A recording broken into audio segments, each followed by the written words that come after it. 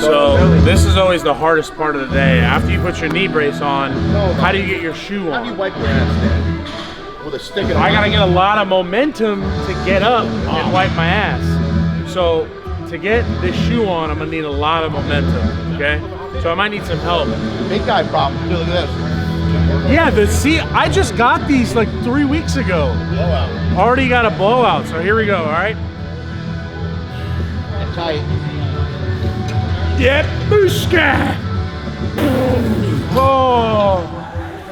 Oh my God. I didn't think I was gonna get that on. I almost cramped up. Oh God, I gotta do one more.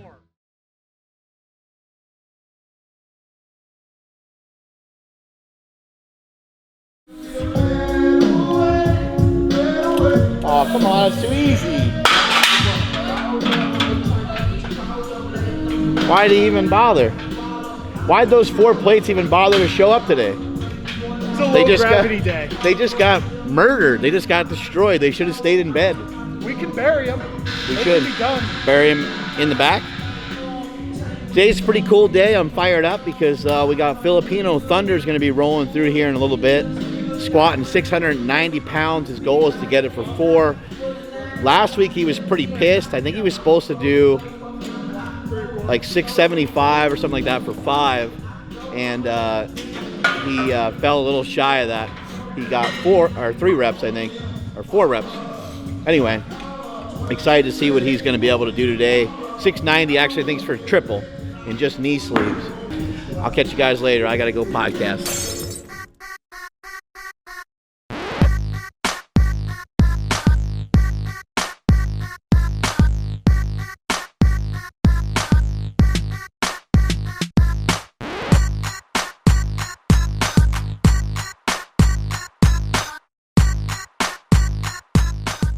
Typically to get there, like guys have to move their hands around, right? So if like you feel pretty tight, you're right here and tight, then we're gonna widen that grip out just a little bit, see if we can get that bar a little bit lower. And then what that'll do is it'll allow you to sit and be a little bit more balanced. Right, since you got the hips going back right off the start, being really upright, what's happening is like, so you wanna think the bar needs to track through your midfoot. Midfoot in any of the lifts is gonna be in the middle of your foot. That's your balance point. So if the bar's falling a little bit behind your midfoot right now, that's what's causing you to drive the knees forward to rebalance yourself. So if you bring that down a little bit, that should fall right down through your midfoot, and then you'll be a little bit more balanced. So you got the Super Training Classic coming up. What are you kind of doing today to prepare for that, and how are your general thoughts going into that competition? Okay, so the Super Training Class is coming up next Sunday, for me at least, because I'm fat. Right now I'm just doing a normal squat workout. I'm gonna hit some quick light work on deadlifts, because that's one of the movements we're gonna be doing for the Classic. I'm just gonna treat it as like a max day and just see what numbers I can put up. So you're doing some squats right now. Are you going heavy, or are you going kind of light, or how are you kind of approaching the squat workout 1 week out from the competition? Just like my deadlifts, I'm gonna focus on speed work. I'm not really gonna try and push it too hard. Don't want to injure myself for the deadlift. And even a tight back can hurt on bench press too. So I'm just gonna see what I can do. Have some change on here, keeping it light, and just try and move the weight.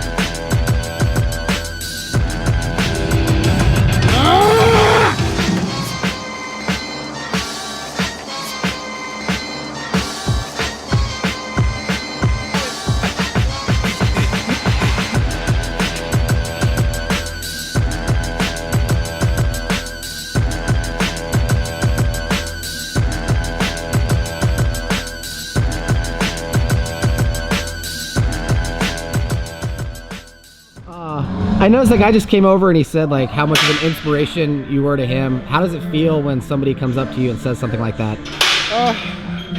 It's hard to describe. I definitely am flattered and I appreciate it, but at the same time, I lift weights. I don't know what's that inspiring about that, you know. I think there's a lot of other things to be inspired about, but I mean, I'm just in here lifting weights. If I can inspire somebody, that's cool, great. But it's not something I ever sat out to do or that I try to do. So process building up to the heavy triples, just warm up kind of any way I see fit. While it's light, I get high reps. As I get a little bit heavier, I start to like go down to 5s, triples, double, single. Work on timing, feeling the weight, and I don't want to exert too much energy going into the top set. Now for the top set, because it's the overall amount of work I've done today was warm up, 1 set at 690.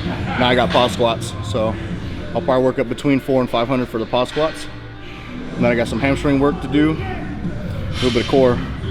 So like the build up, it's kind of the style I'm training right now, linear progression. Ed Cohn's helped me out with. It's the warm up is however I see fit. So when I want to get a little bit more work in the warm up, I do, but I keep it light to get that more work in. And as I get heavier, I bring the reps down so that I'm fresh for the top set. Where do you go next after this? What's kind of the goal? The goal, I know I've briefly talked about it. Looking to end around 740, 750 for single and sleeves with this go around. And then we just basically start back over. I've got time to run 1, possibly 2 more full training cycles going into my June meet. So that's all I'm gonna do, just run this, and then when I restart it, hopefully be able to increase all of the starting weights and work my way back up. What's the next meet that you're gonna be training for?